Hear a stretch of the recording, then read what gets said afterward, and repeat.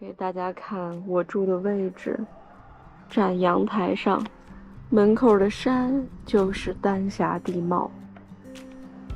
这里距七彩丹霞2.8公里。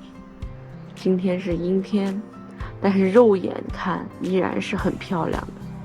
Hello， 大家好呀，我是小鸟。今天是青甘环线的第19天，早上一起来就看到是阴天，但是没有下雨，所以我还是按照原计划前往了平山湖大峡谷。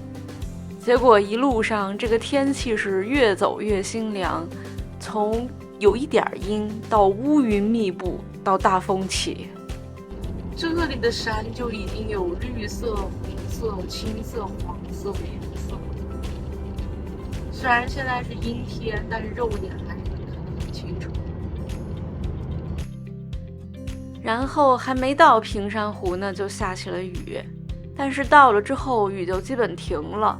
问了工作人员，他们也说是阵雨，所以就正常买了票上山。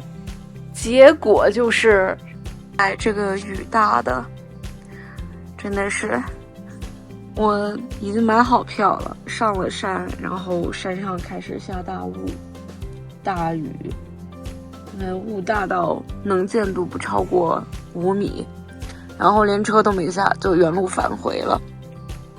然后全额给退了门票，吃了桶泡面，喝了热奶茶，现在又上车来准备回去了。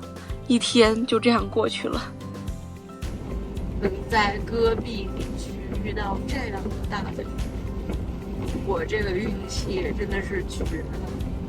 所以今天的行程就是雨中公路一日游。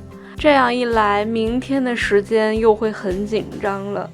明天我要去七彩丹霞，然后再来平山湖大峡谷，如果有时间的话。晚上还要赶到马蹄寺，如果实在来不及的话，那就只能2者取其一了。祈祷明天有个好天气。晚安各位，拜拜。